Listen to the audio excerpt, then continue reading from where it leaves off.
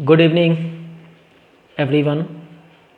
आज हम लोग इस वीडियो में पढ़ेंगे फ्रीक्वेंटली आस्क्ड क्वेश्चंस। हम लोगों ने अभी तक जितने भी पढ़े वो नेशनलिज्म इन यूरोप के बारे में पढ़ा, उसके इवेंट को जाना, उसके इंसिडेंट को जाना और नेशनलिज्म इन यूरोप के अंदर हमने पढ़ा कि किस तरह से नेशनलिज्म फ्रांस के अंदर से क्रिएट हुई और सारे यूरोप के अंदर फैले। यानी एक तरह से हम कह सकते हैं कि हमने इस चैप्टर्स के अंदर नेशनलिज्म के क्रिएट होने से लेकर नेशन स्टेट के क्रिएट होने तक सारे इवेंट्स को, सारे इंसिडेंट को जाना। और आज इस वीडियो में हम लोग उस चैप्टर्स के अंदर से जो बेसिक क्वेश्चंस हैं, जो इम्पॉर्टेंट क्वेश्चंस हैं, उसके बारे में डिस्कशन करेंगे। एक तरह से समझे कि आज हम आपका टेस्ट लेंगे, लेकिन घबराएं नहीं।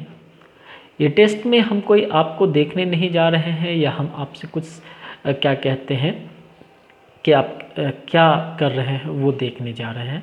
लेकिन आप खुद से एक प्रॉमिस करें कि जो हम सवाल बोलेंगे उन्हें आप समझेंगे और ईमानदारी से उसका एनालिसिस करेंगे। अभी तक हम लोगों ने सारी चीज़ों को पढ़ा, तो जब ये क्वेश्चंस आपके सामने आए तो ज़रूरी नहीं है कि सारी चीज़ें आपके माइंड में आए, क्योंकि अच्छे से आपने सारे वीडियोस के अंदर nationalism in Europe class history class 10 पढ़ा, तो ज़रूरी नहीं है कि सारी चीज़ें आपके माइंड में आ जाए, लेकिन उसका एक फ्रेम, उसका एक रफ एस्टीमेट आपके दिमाग में आना चाहिए।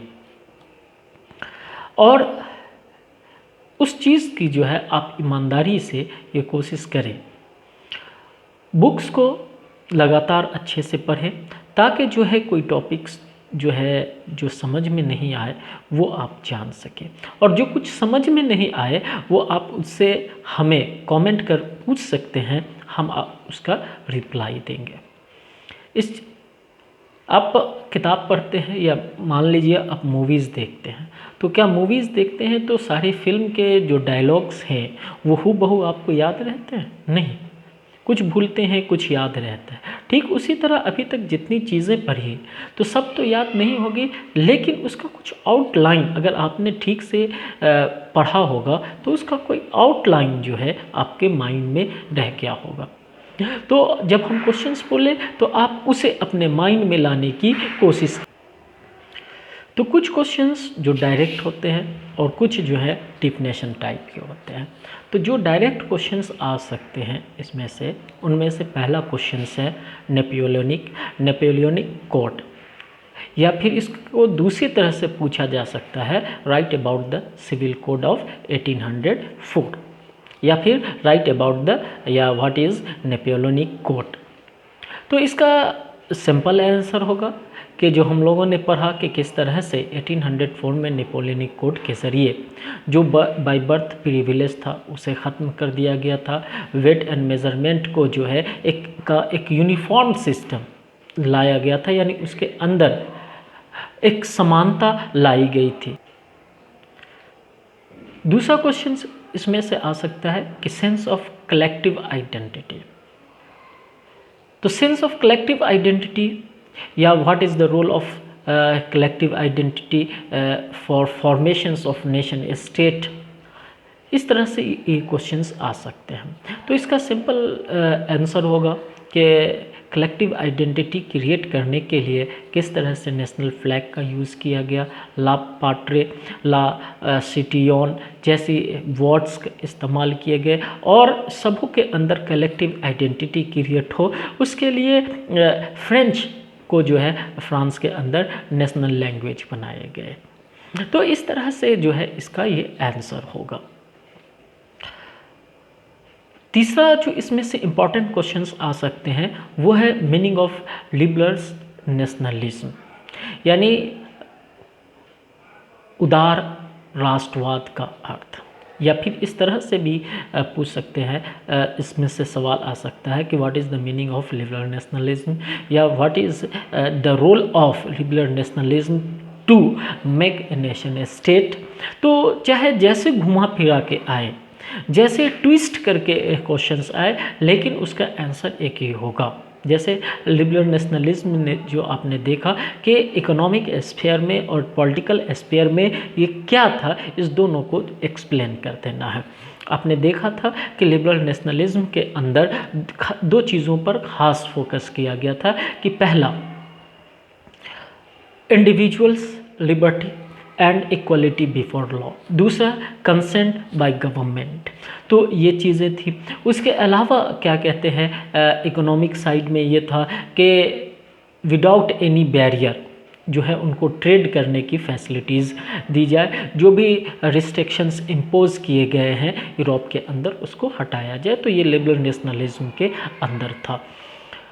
उसके अलावा जॉल्वेरिन, व्हाट इज़ जॉल्वेरिन, या फिर इसको दूसरी तरह से क्वेश्चंस पूछा जा सकता है जॉल्वेरिन के बारे में कि what is the economic zone, या जॉल्वेरिन पर दूसरी तरह से क्वेश्चंस आ सकता है कि what is economic zone which created in 1834। तो आंसर इसका एक ही होगा कि 1834 में 1834 में जॉल्वेरिन बना था।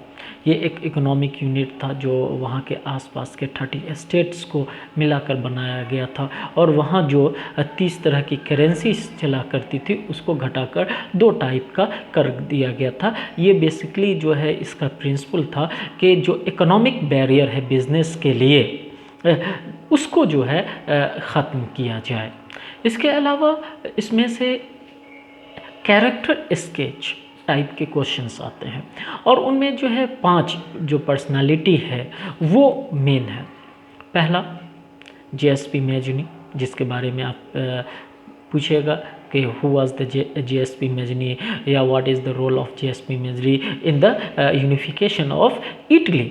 तो उसमें वेरी सिंपल कि जेएसपी मैजनी बॉर्न इन 1807, उसके बाद ही was the member of Carbonari and when exiled to the GSP Mazzini from the Italy, या Piedmont Sardinia, he organized 2 institutions या 2 revolutionary institutions या 2 secret institutions which name is Young Italy and Young Europe।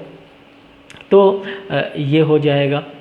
उसी तरह एक आएगा आपको जो Piedmont Sardinia के किंग थे विक्टर इमैनुअल सेकेंड, या उनके चांसलर जिसको प्राइम मिनिस्टर कहते हैं जेएसपी काबूर, गैराबॉल्डी, और एक मोस्ट इम्पॉर्टेंट क्या कहते हैं जर्मनी के ओटोमान बिस्मार्क। तो इस तरह से ये 5 जो हैं पर्सनालिटी हैं, इसमें से किसी एक का पूछता ही है।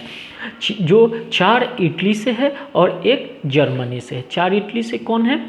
जेएसपी मैजनी, गैराबॉल्डी, उसके अलावा विक्टर इमैनुअल सेकेंड, और विक्टर इमैनुअल सेकेंड के बाद है गैराबॉल्डी और काबूर, और 5वां जो पर्सनालिटी है जो जर्मनी के चांसलर ओटोमान बिस्मार्क।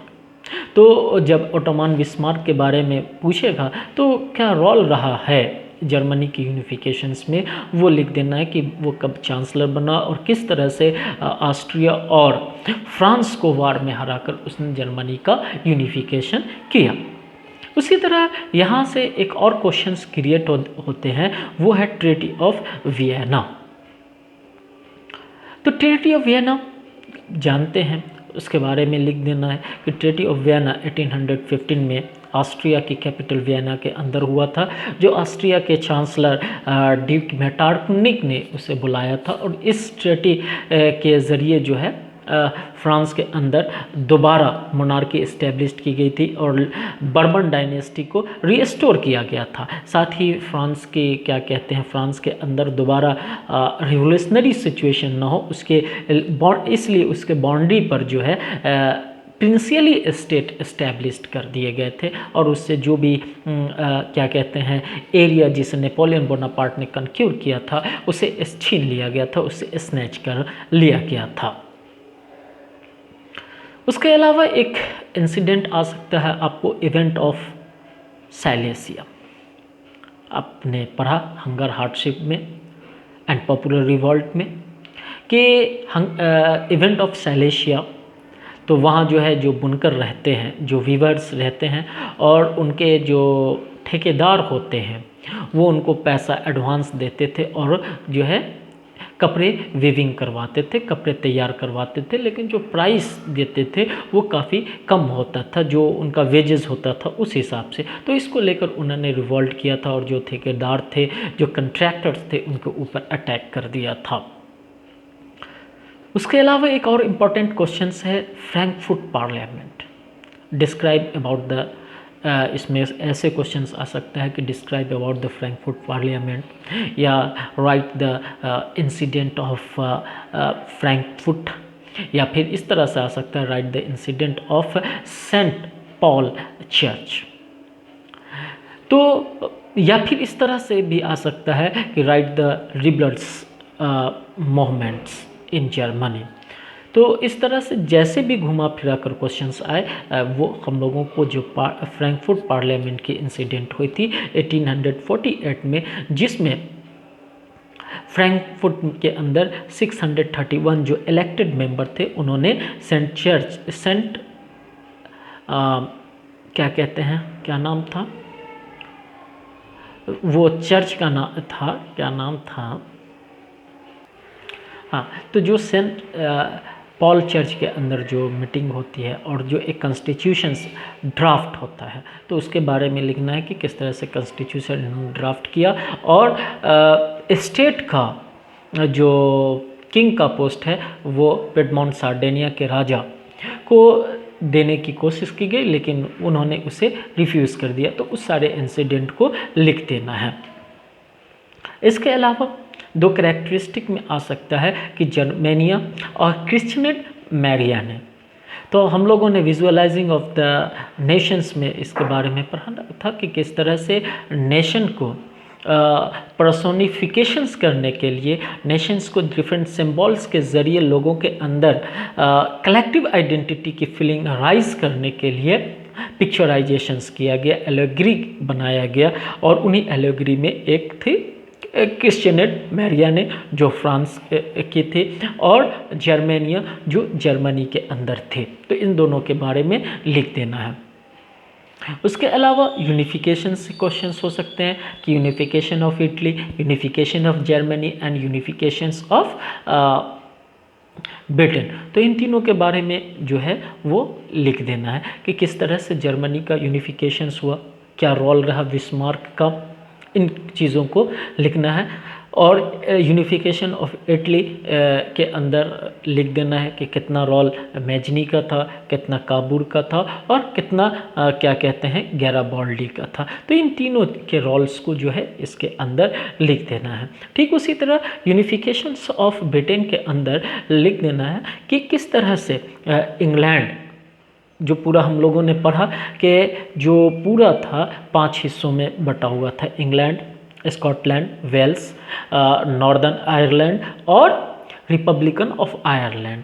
तो किस तरह से इंग्लैंड ने स्कॉटलैंड के ऊपर 1707 में क्या कहते हैं यूनियन एक्ट के ज़रिए उसे ऑक्युपाई किया और United kingdom of great Britain बना, और फिर ये 1801 में नॉर्दर्न आयरलैंड के ऊपर कब्ज़ा किया, या कहिए कि ट्रेटी के ज़रिए ही कब्ज़ा किया, और उसके बाद ग्रेट ब्रिटेन बना। तो इन चीज़ों को, सारे इंसिडेंट को हम लोगों को लिख देना है। उसके अलावा नेपोलियनिक इशू के ऊपर भी एक आध क्वेश्चंस आ सकते हैं।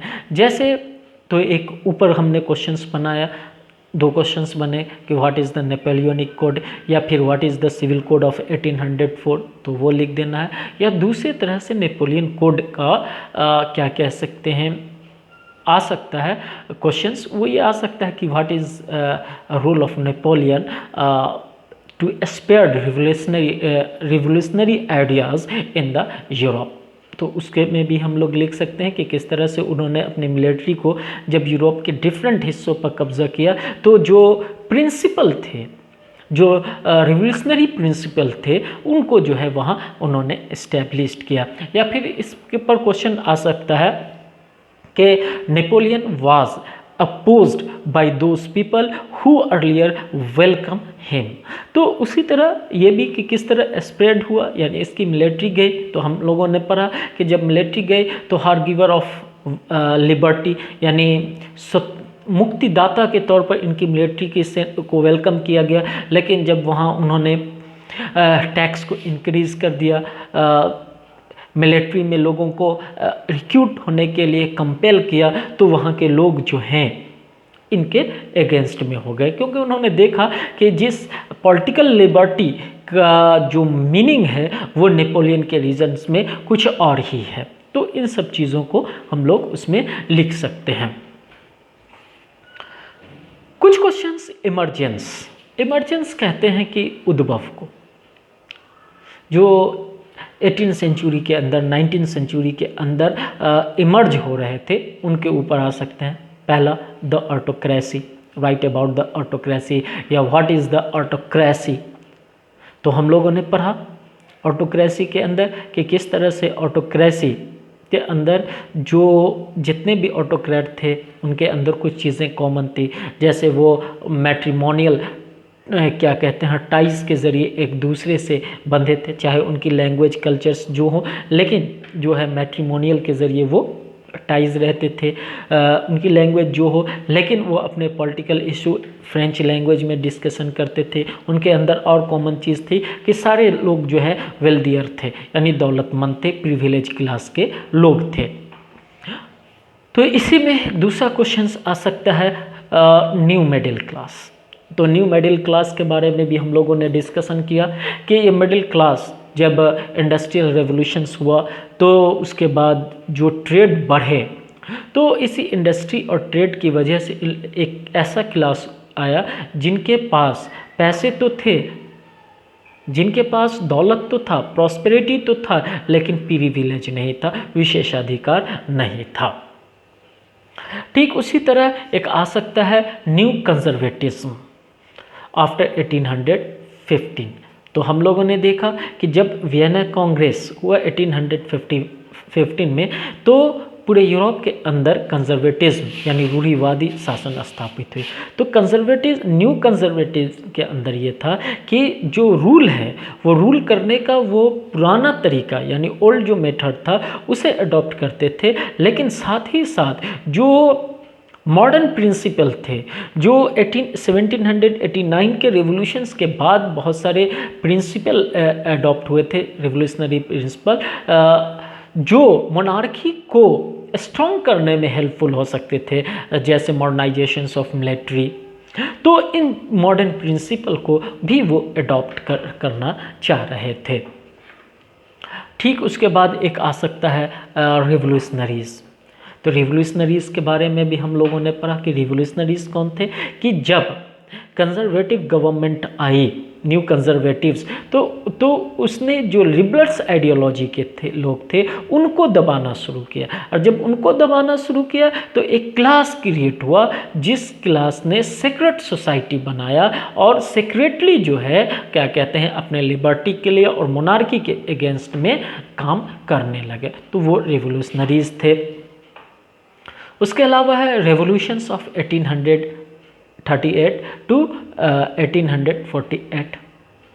तो इसमें से भी आ सकता है कि describe the about the revolutions of 1838, या इसमें से आपको क्वेश्चंस आ सकता है कि what is how Greece get independence, या फिर आ सकता है कि हाउ क्या कहते हैं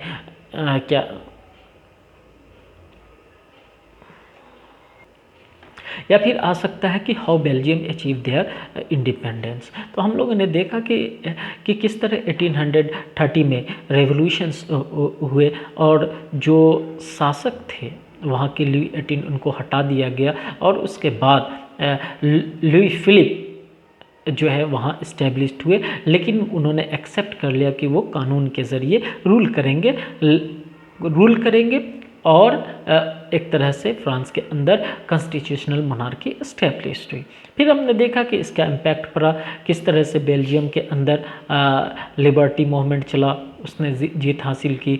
ग्रीस के अंदर, जिसे यूनान कहते हैं, उन्होंने अपने अंदर लिबर्टी मूवमेंट चलाया और 1832 के ट्रीटी ऑफ कॉन्स्टेंटिनोपल के ज़रिए उन्होंने भी ये ऑटोमन एम्पायर से अपनी आज़ादी ले ली। इसके अलावा hunger, hardship and popular revolts हैं, तो इसमें भी जो है वैसे ही क्वेश्चंस आ सकते हैं कि 1830 के रिवॉल्यूशंस के क्या रीज़न थे। तो उसमें भी वही लिखाएगा कि किस तरह से जो है 1830 के डेकेड में पॉपुलेशंस बढ़ी, पॉपुलेशंस बढ़ने की वजह से अनएम्प्लॉयमेंट हुए, प्राइस हाइक किया और लोगों ने इसके लिए फ्रांस के किंग को रिस्पॉन्सिबल माना और उसके अगेंस्ट में रिवॉल्ट कर दिया। इस यहाँ पर जो है कुछ क्वेश्चंस जो है स्टेटमेंट टाइप 1 नंबर्स में पूछ सकते हैं कि वहाँ पे स्टेटमेंट दिया होगा और वो स्टेटमेंट किसका है वो उसे आपको बताना है। जैसे मैं एक स्टेटमेंट दे रहा हूँ, बोल रहा हूँ और इसका जो है क्या कहते हैं, आपको कमेंट सेक्शन में इसका आंसर देना है।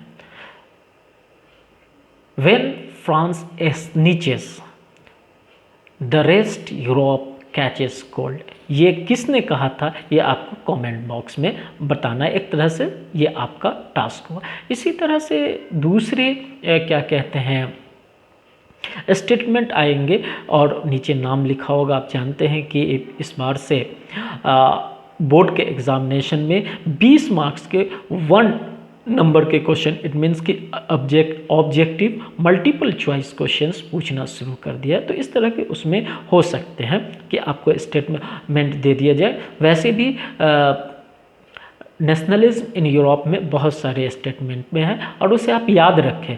याद रहने से एक फ़ायदा ये होगा कि अगर सब्जेक्टिव भी क्वेश्चंस पूछता है और उसमें वो स्टेटमेंट लिखते हैं तो जो क्वेश्चंस जो कॉपी आपकी चेक करेंगे उन पर अच्छा इंप्रेशन पड़ेगा और वो समझेंगे कि नहीं, बच्चा पढ़ा है, जानता है, टेक्स्ट पढ़ा है, ये यूं ही जो है लफाजी नहीं कर रहा है। तो कुछ दूसरे स्टेटमेंट पूछ सकते हैं, जैसे ड्यूक मेटरनिक का एक स्टेटमेंट था, मोस्ट, जो मेजनी के बारे में कहा था, most dangerous enemy of our social order. ठीक उसी तरह जेएसपी मेजनी ने भी एक कहा था, God had intended nation to be the natural unit of mankind. तो इस तरह के स्टेटमेंट्स आ सकते हैं, आप उन्हें याद रखें। उसके अलावा लिबरल्स रेवोल्यूशंस 1848 जो जर्मनी के अंदर हुआ था, जिसे ऊपर भी हम लोगों ने डिस्कशन किया, फ्रैंकफर्ट पार्लियामेंट के वाला इंसिडेंट। तो लिबरल मूवमेंट भी पूछेगा तो आपको भी वही इंसिडेंट लिखना है। दूसरा है आइडिया ऑफ रोमांटिक थिंकर्स।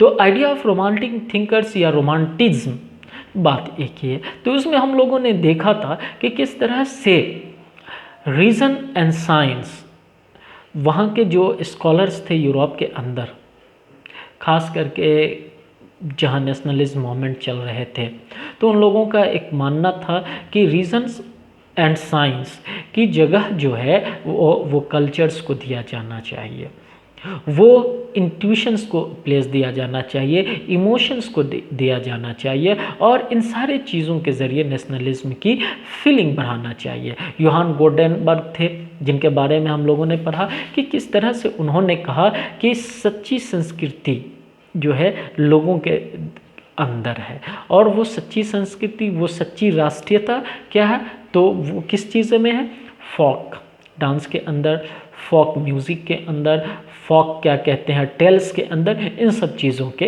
अंदर है। और इन्हीं सब चीज़ों के ज़रिए जो है नेशनलिज्म क्रिएट करने की कोशिश की गई थी रोमांटिक थिंकर्स के ज़रिए, जो रोमांटिसिज्म कहलाए। तो इसमें से इस तरह से भी पूछ सकता है क्वेश्चंस कि what is the role of folk tales, folk क्या कहते हैं डांसेस या ancient cultures to create nationalism in Europe. तो उसका भी आंसर सेम होगा। और या ऐसे भी पूछ सकता है कि what is the role of language to create nationalism in European country. तो उसके बारे में आपने पढ़ा कि किस तरह से वर्नाकुलर लैंग्वेज के ज़रिए भी नेशनलिज्म क्रिएट करने की कोशिश की गई। और पोलैंड के ऊपर जब रशिया ने कब्ज़ा कर लिया तो पोलैंड के लोगों ने किस तरह से अपने इस पोलिश लैंग्वेज के ज़रिए जो है के ज़रिए अपने रेजिस्टेंस को रसिया के सामने आगे बढ़ाया। फिर बाल्कन्स के इंसिडेंट को भी एक क्वेश्चन आ सकता है, what is the issues of Balkan. तो हम लोगों ने कल ही पढ़ा कि किस तरह से बाल्कन के अंदर जब ओटोमन एम्पायर वीक हुआ तो बाल्कन के जो एरियाज़ थे, जो बहुत सारे कंट्रीज़ थे, जिसके बारे में पढ़ा कि बोस्निया है, हर्जेगोविना है, ग्रीस है, बुल्गारिया है, इस तरह की जो कंट्रीज़ है उन लोगों ने इंडिपेंडेंट डिक्लेयर कर दिया। और जब ये इंडिपेंडेंट हो गए तो अपने टेरिटरी को एक्सपेंड करने के लिए आपस में ही लड़ते थे, जिसका बेनिफिट जो है दूसरे जो पावर्स थे, चाहे ऑस्ट्रिया के हैब्सबर्ग हो, ब्रिटेन हो, या जर्मनी हो, या रशिया हो, वो उठाना की कोशिश की। और जिससे कई जो है वार हुए, जिसको हम लोग बाल्कन वार के नाम से जानते हैं। और अल्टीमेटली 1914 में फर्स्ट वर्ल्ड वार हुआ। ठीक उसी तरह इम्पेरियलिज्म है, इम्पेरियलिज्म है। तो इम्पेरियलिज्म के अंदर भी हम लोगों ने देखा कि किस तरह से जब कोई पावर डिप्लोमेटिकली या मिलिट्री के ज़रिए अपने टेरिटरी का एक्सपेंशन करता है या दूसरे एरिया पर कब्ज़ा कर लेता है तो वो इम्पेरियलिज्म कहलाता है। तो इस तरह से ये डिफरेंट तरह के ये प्रोबेबली क्वेश्चंस हैं जो इस चैप्टर से आते रहते हैं। तो आप लोग भी सिर्फ वीडियोस नहीं देखें, बल्कि किताब को भी 2 बार 4 बार 10 बार पढ़कर उसका रिवीजन रखें, ताकि कम से कम उसका आउटलाइन, उसका एक फ्रेम आपके बैक ऑफ द माइंड रहे, ताकि कभी भी जो है वो कन्फ्यूज़न क्रिएट ना है। और जितनी बार पढ़ेंगे वो आपको फ़ायदा ही देगा। साथ ही साथ अगर कहीं पर भी कोई कन्फ्यूज़न्स हो, कोई क्वेश्चंस हो, तो आप बिना हिचक, विदाउट एनी हेजिटेशंस आप कमेंट करके हमसे आप पूछ सकते हैं। हम जो है उसका रिप्लाई देंगे, हम उसका आंसर देंगे। तो इस तरह से जो एक चैप्टर्स है नेशनलिज्म इन यूरोप वो ख़त्म होता है। अब हम लोग दूसरे वीडियो से दूसरा चैप्टर्स पढ़ना शुरू करेंगे।